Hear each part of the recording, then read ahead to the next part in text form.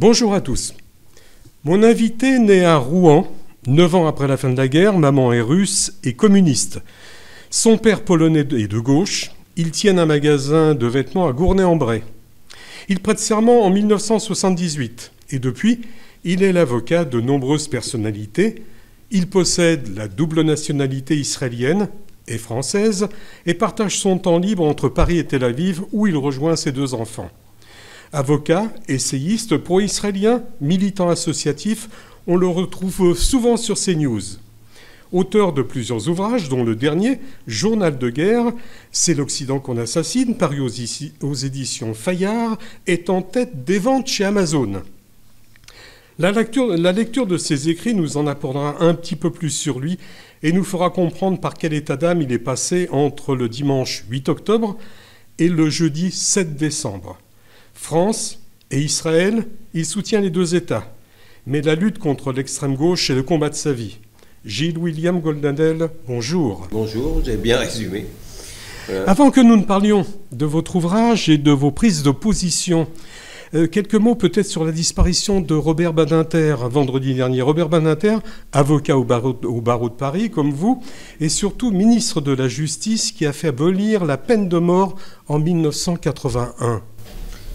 Écoutez, je lui ai rendu dans le Figaro la semaine dernière un hommage fraternel et confraternel. Confraternel par rapport au grand avocat qu'il fut, depuis que Kiechman et lui-même ont tiré leur référence.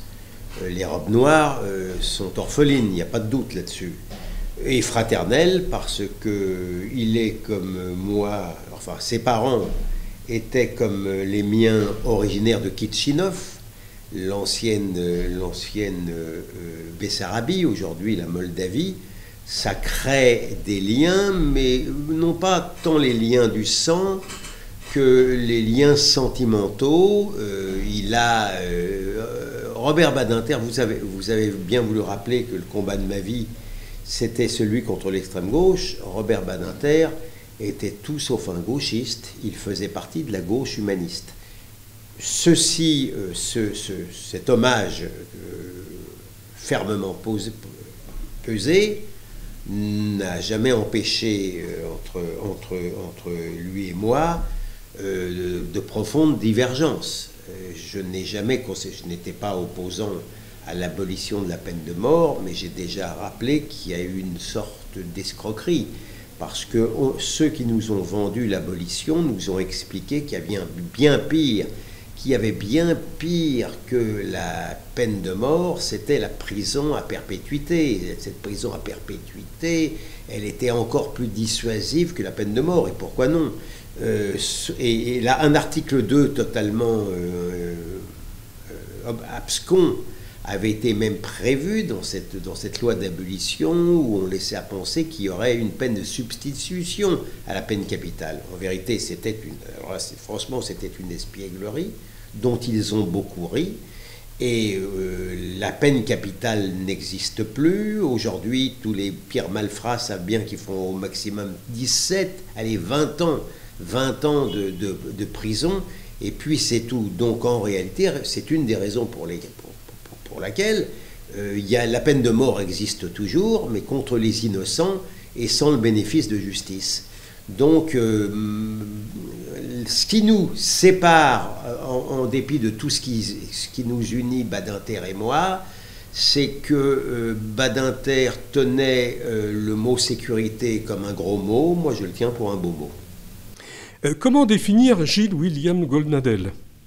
J'ai regardé sur Google directement pour savoir. Je vous connaissais très peu, sauf en dehors de la télévision. J'ai trouvé Israël, soutient Israël et engagé à droite. Il se présente comme un juif de combat et se définit comme sécuritaire, réactionnaire et partisan d'une révolution conservatrice. Et il se réclame aussi de la droite sauciflard. Ça vous convient comme description ? Ça me convient, je suppose que ça a été ici et là piqué dans des déclarations que j'ai pu faire, mais que je ne récuse pas. Je suis effectivement un réactionnaire au sens littéral du terme. Au-delà d'être un conservateur, c'est parce que je souhaite effectivement, par exemple, un retour à la sécurité dans mon pays. Je suis réactionnaire au sens littéral du terme parce que je suis un retour à ce que les frontières soient véritablement des frontières. Donc de ce point de vue-là, j'assume parfaitement mon côté réactionnaire. Quant à la droite sauciflard, j'ai toujours dit quelque part que je me sentais à la fois proche du petit juif de Sarcelles, martyrisé, mais également j'ai écrit dans certains livres que le petit blanc des banlieues, il était tenu aussi comme une sorte de juif par des nouveaux arrivants qui le considéraient presque comme un envahisseur. Je me sens effectivement des liens fraternels forts avec le petit blanc totalement déboussolé des banlieues, c'est vrai. Ce que j'appelle sans doute la droite sauciflard, moi qui suis végétarien. Alors j'ai bien lu votre journal de guerre et avec attention. Ça s'étend du samedi 7 octobre au jeudi 7 décembre, 2 mois pendant lesquels vous nous faites partager vos réflexions, vos réactions, vos augures et vos humeurs. Page 17, on lit que le premier article que vous signez dans le Figaro, le lundi 9, s'intitule « Israël est sur une ligne de front civilisationnelle » que je rapprocherai, moi, de la page 26, « Les Juifs sont des Blancs au carré ». Alors, Israël serait donc le premier obstacle sur cette ligne de front. Qu'est-ce que ça représente aussi dans votre esprit, Juif au carré? Blanc au carré. Votre expression exacte, ce sont « les Juifs sont des Blancs au carré ». Oui, alors je vais tenter de vous l'expliquer. En vérité, je le dis depuis à peu près une vingtaine d'années, au moins, quand j'écris Le Nouveau Bréviaire de la haine et ensuite Réflexion sur la question blanche. Le juif, pour m'expliquer bien, l'antisémitisme dans son génie créateur et sa réussite incontestable est une sorte de virus mutant, pour employer une métaphore. Et il, en vérité, suit son ennemi le juif à la trace. C'est l'antisémite qui dit au juif « Dis-moi comment tu es, E-S, je te dirai comment je te hais, H-A-I-S ». Autrement dit, quand le juif n'avait pas de pays, il était décrit par l'antisémite virulent comme un veule apatride. Et depuis que le juif a recouvré sa nation, son pays, il est décrit par le même antisémite mutant comme un nationaliste belliqueux. Ce sont des stéréotypes. Ce sont des stéréotypes faux, fallacieux, mensongers, mais qui malgré tout s'appuie sur une part de réalité. Il y a 100 ans, le juif n'avait pas d'État. Aujourd'hui, il en a un. Et non seulement il en a un, mais on va dire que c'est un État-nation occidental. Il est sur un modèle occidental, notamment sous le mode démocratique. Et aujourd'hui, il se trouve qu'il est obligé de le défendre bec et ongle, avec ses griffes d'une certaine manière. Et donc, du coup, il est campé comme un nationaliste belliqueux. On sait bien que c'est faux. Nous savons bien que c'est faux. Mais malgré tout, c'est attaché à la réalité, malgré tout, qu'il a construit son État-nation occidental. Et donc, il a muté, le juif. Il n'y a pas de doute qu'il y a 100 ans, vous et moi, nous étions tenus pour des métèques. Et d'ailleurs, mon père... vous a rappelé, à Gournay-en-Bray, il y a des décennies de cela, il se sentait sans doute dans ses sentiments plus proche des Noirs et des Arabes que du Français du coin, parce qu'ils étaient étrangers, parce qu'il y avait cette notion-là. Aujourd'hui, pas du tout. Le juif est vécu par les autres comme un blanc, et non seulement comme un blanc, mais comme un blanc qui se défend tellement bec et ongle que c'est un blanc au carré. Raison pourquoi, lorsque Israël est attaqué et regardé, il est beaucoup plus il l'est encore par un antisémitisme. L'antisémitisme islamiste et islamique n'a pas besoin d'être spécialement documenté devant vous, mais il est encore plus vécu par l'ensemble des gens comme un blanc, comme un occidental. Le juif n'appartient plus dans la pensée islamo-woke, wokiste, gauchisante, apparaît aujourd'hui réellement, il n'est plus racisé, il fait, malgré ce que j'appelle ces états de sévice choatique, il n'appartient plus à la catégorie des peuples racisés, mais au contraire des bancs plus privilégiés. Raison pourquoi, lorsque les féministes gauchisantes ont défilé il y a quelques semaines dans les rues de Paris pour protester contre les viols des femmes, contre les féminicides, il n'était pas question un seul instant de défendre les femmes violées dans les kibbutzim, non pas tant parce qu'elles étaient juives que parce qu'elles étaient blanches, et que surtout leurs violeurs éventreurs, eux, n'appartenaient pas à la catégorie des mâles blancs détestables. Page 28. Vous battez en brèche le fait que depuis la fin du XIXe siècle, c'était la gauche qui défendait les juifs. La raison pour vous, il y avait, et je le mets entre guillemets, il y avait comme une impunité politique et médiatique. Et vous donnez l'exemple de Jaurès. Oui. En très peu de mots. Oui. Mais c'est ce que j'appelle le privilège rouge. Le revirement de Jaurès ? Non, je veux dire, il a toujours existé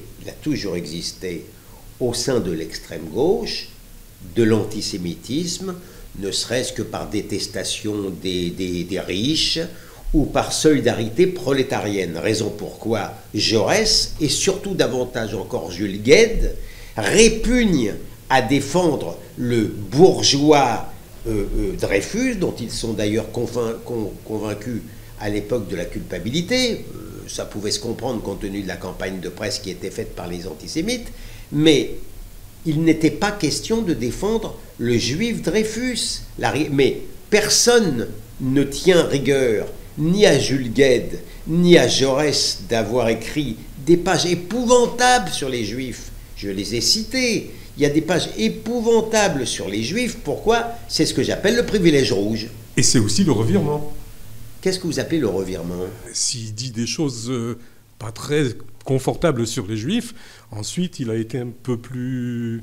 Oui, mais enfin, ce qui est écrit et ce qui est écrit, ce qu'il a écrit... Non, il y a eu un revirement sur Dreyfus et sur la culpabilité de Dreyfus, mais Jaurès n'a jamais abdiqué ses mots sur les juifs, pardon. Page 67. Je lis « La lutte contre l'extrême gauche est le combat de ma vie ». Page 19, vous citez une liste de personnes que vous n'affectionnez pas spécialement.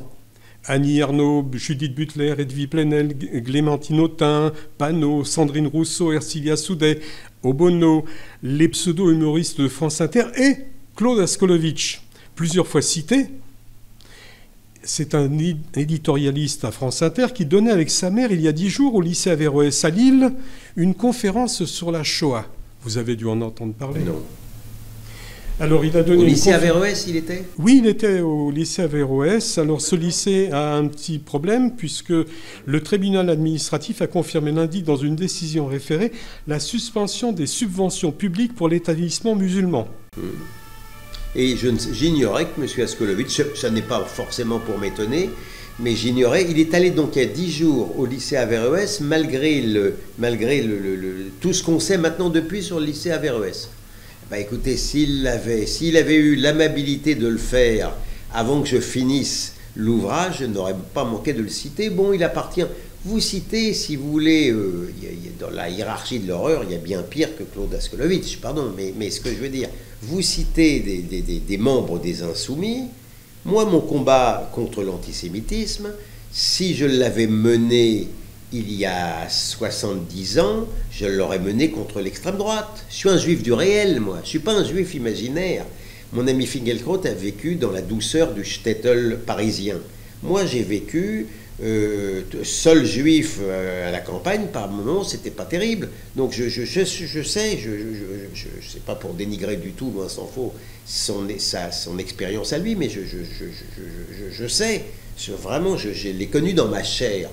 Donc moi, en tant que juif du réel, c'est maintenant l'extrême gauche qui, très principalement, est d'un antisémitisme viscéral, a fait alliance avec l'islamisme le plus antisémite, fait les yeux doux au Hamas, entretient des rapports étroits avec le FPLP classé terroriste qui a participé lui aussi au massacre du 7 octobre. Mon combat aujourd'hui, frontal, il est avant tout contre l'extrême gauche. Alors vous dites que LFI est complètement et largement, durablement discrédité, avec toutes les prises de position qu'ils ont prises. Vous en êtes sûr? Vous en êtes vraiment sûr? Ah oui, écoutez, quand on regarde, nonobstant le privilège rouge, quand on regarde la baisse dans les sondages des insoumis, la manière dont maintenant quand même ils sont discrédités et traités médiatiquement, oui. Alors simplement, le pari audacieux de M. Mélenchon et de ses amis, c'est ils ont définitivement capitalisé les banlieues islamisées, mais il se trouve qu'ils ont quand même perdu beaucoup dans l'électorat de gauche blanc, on va dire français blanc, parce que ça devient, c'est aujourd'hui le parti diabolisé. C'est pas d'une élégance intellectuelle et morale rare de se réclamer maintenant de la France insoumise. Donc oui, je pense et je ferai tout pour que ce soit le parti des insoumis qui fasse l'objet d'un cordon sanitaire. L'antisémitisme n'est pas une opinion mais un délit. Tout le monde connaît cette formule. Gilles-William Goldnadel, lorsqu'on entend ou on lit certains propos ou déclarations, on est stupéfait que rien n'est intenté contre les auteurs. Surtout que vous écrivez « Aujourd'hui, le privilège rouge, c'est fini ». Vous pouvez m'expliquer pourquoi? Oui, alors, je dis que le privilège rouge est terminé, comme je viens de vous le dire. Sur le plan médiatique, malgré tout, ils en ont pris quand même un sacré coup. Il faut reconnaître. Le plan judiciaire, c'est un peu différent. On parle de pluralisme en ce moment, il faudrait se questionner le pluralisme judiciaire. Je peux vous dire qu'il y a des tribunaux qui renacleraient avant que de condamner les gens d'extrême gauche pour antisémitisme. Je suis le premier qui a commencé à le faire. Hein. Mais pourquoi c'est dur? Pourquoi c'est dur? Parce que vous avez des juges d'extrême gauche. C'est tout. C'est tout. Pardon de vous expliquer ça. Vous avez des juges d'extrême gauche, vous avez des juges qui refusent de condamner le boycott d'Israël. Vous avez le parquet de Paris, malgré... J'ai dénoncé, j'ai montré au parquet de Paris, à la section presse du parquet de Paris, soyons justes, la section presse du parquet de Paris, c'est un État dans l'État. Je leur ai envoyé des ouvrages vendus dans les grandes surfaces qui reprenaient des passages du Coran appelant à la mort des Juifs.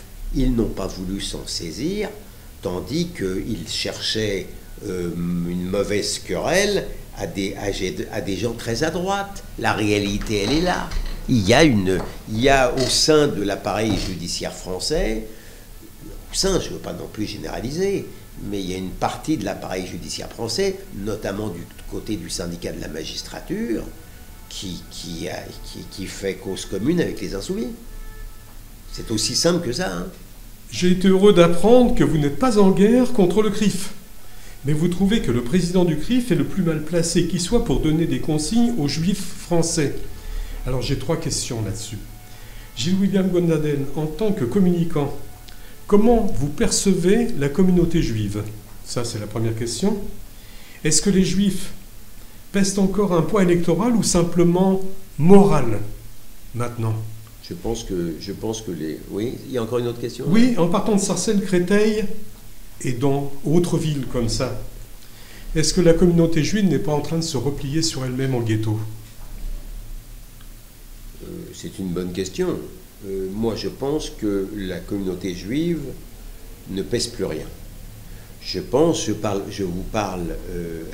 à plusieurs reprises dans mon journal de guerre de la loi du nombre. Je dis c'est une grande chose que le nombre. Et donc les Juifs aujourd'hui, effectivement, font peu de poids. Ils n'ont plus aucun poids électoral en France au regard de l'électorat des banlieues islamisées, par exemple, raison pourquoi on les traite maintenant de cette manière et qu'un président, en vérité, ne veut surtout pas marcher contre l'antisémitisme. La réalité, elle est là, elle n'est pas ailleurs, sans parler du fait que, à la différence des Juifs, dans les banlieues islamisées, on ne répugne pas à utiliser la violence et même le couteau, très bien, et sans parler des émeutes, très bien. Mais les Juifs ils plient à l'ONU sous le poids de la majorité automatique. La réalité, elle est là. Donc il faut pas se payer de mots. Donc en France, effectivement, mais pardon de le dire un peu cruellement, je n'ai jamais tenu les Juifs, qui ont, paraît-il, une grande réputation d'intelligence, pour très intelligents politiquement. En tous les cas, les Juifs de cour qui étaient censés les représenter.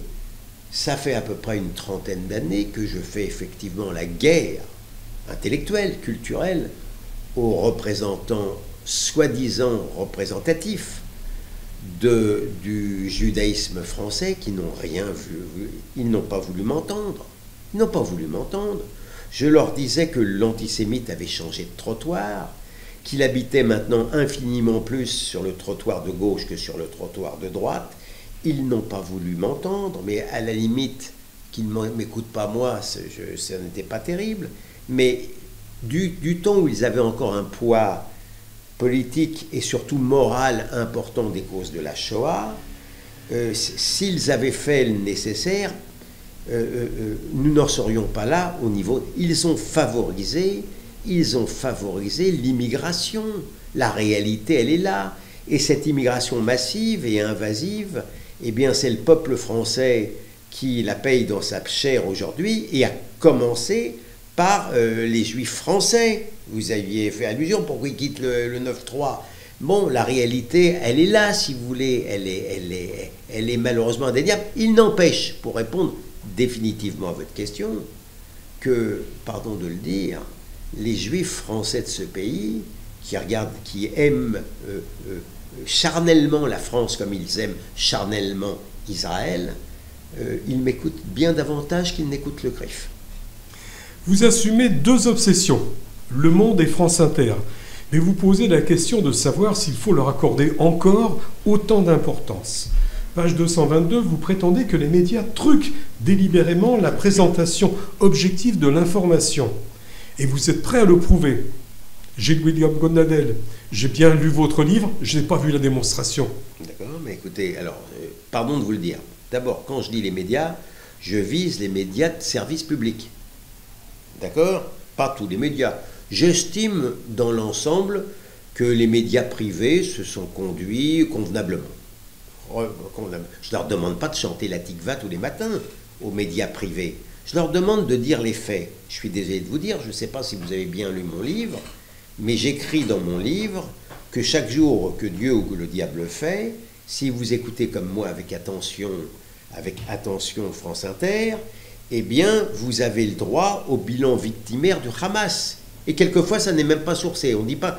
Aujourd'hui, il y a eu 2312 morts à Gaza, dont 58% d'enfants, selon le Hamas, et sans même prendre la licence. Et quelquefois même, on ne cite pas le Hamas. Et puis après avoir droit à ça, on a le droit à un témoignage vibrant de Médecins sans frontières, dont je montre les liens documentés avec le Hamas à Gaza. Mieux encore, mais la vérité est arrivée après que j'ai terminé au 7 décembre les choses. Je me plains de ce que chaque jour également, on entend le délégué de l'UNRWA parler. Et on apprend, après la publication de mon livre, que l'UNRWA est mise en cause parce que certains de ses membres ont commis le massacre du 7 octobre et d'autres sont liés avec le Hamas. L'armée israélienne vient de trouver un sous-sol du Hamas sous le local même de l'UNRWA. Pardon de vous le dire, si ça c'est pas documenté, il faudra me le dire. Il y a eu même ce qui est incroyable aussi. On a découvert, et ça je le disais depuis toujours, que ce qu'on appelle les fixeurs, les journalistes à Gaza, étaient membres du Hamas. De toute façon, les pauvres, s'ils ne l'étaient pas, s'ils disaient quelque chose, ils étaient tués de toute manière. Certains ont célébré le 7 octobre, ça n'a pas empêché leurs correspondants de France Inter à l'extérieur de Gaza de pleurer leur mort. La réalité, elle est là. Et vous avez même un journaliste de France Inter qui n'est plus correspondant, Métézo, qui n'est pas le pire, qui était certes, je l'avais pointé plusieurs fois notamment dans mes tweets, bien avant le 7 octobre, les reportages de M. Métézo, mais c'est loin d'être le pire. Eh bien, avec une candeur désarmante, il a reconnu après le 7 octobre qu'il savait bien que ces fixeurs journalistes à Gaza ne pouvaient pas pour autant qu'ils aient voulu le faire, parler librement, et donc, raison pourquoi ils ne pouvaient pas eux-mêmes, dans leur bulletin d'information, dire toute la vérité pour ne pas les démentir. Est-ce que vous vous rendez compte comment c'est un aveu d'avoir menti effrontément pour protéger ces fixeurs-là? Pardon de vous le dire, même moi, les bras m'en tombent lorsque je vois des déclarations aussi invraisemblablement candides et désarmantes. Vous n'avez pas une très bonne opinion de BHL, c'est ce que j'ai réussi à lire. Et Dominique de Villepin ne trouve pas grâce à vos yeux. Mais d'autres, oui. Meyer Habib, Pascal Praud et ceux qui l'entourent, Geoffroy Lejeune, Jérôme Beclet, Olivier d'Artigol, Georges Fenech. On sent que vous avez beaucoup d'affection pour cette équipe. Vous les considérez comme des hommes libres? Et le média aussi avec? Écoutez, alors il y a beaucoup de questions dans votre question. Je n'ai pas la même... Qui je suis censé ne pas aimer BHL et qui est... Non, vous n'avez pas une bonne opinion de BHL, j'ai vu. BHL, on avait une sorte de gentleman agreement, me semble-t-il, où on ne s'attaquait pas l'un l'autre. Moi, je reconnais bien volontiers, pas du tout les mêmes idées que BHL, mais je reconnais qu'il a un grand courage physique et intellectuel. Donc, raison pourquoi ça n'est pas un ennemi pour moi. C'est peut-être un adversaire politique, mais je n'ai pas beaucoup goûté qu'il traite Bardella sans aucun élément d'antisémite. Et là, pardon de vous le dire, m'est revenu à l'esprit les déclarations franchement anti-françaises contre les bignoux et les beaufs qu'il faisait il y a une trentaine d'années. Je n'ai jamais partagé cette vision-là tellement déformante du français de base, si vous voulez, détestable, le beauf avec le béret pétainiste, auquel d'ailleurs les gens dans les banlieues ont cru. Voilà, en gros, c'est la période des SOS racisme. Pour le reste, oui, je suis, écoutez, moi, pendant le 7 octobre, depuis le 7 octobre, j'ai tenu, grâce non seulement à l'écriture de mon livre, mais aussi aux gens que je rencontrais à CNews. Moi, Pro, il m'a fait pleurer lorsqu'il a mis la Tikva, je ne sais pas s'il ne l'a pas mis le 10 ou le 11 ou le 12 octobre, en hommage à nos morts.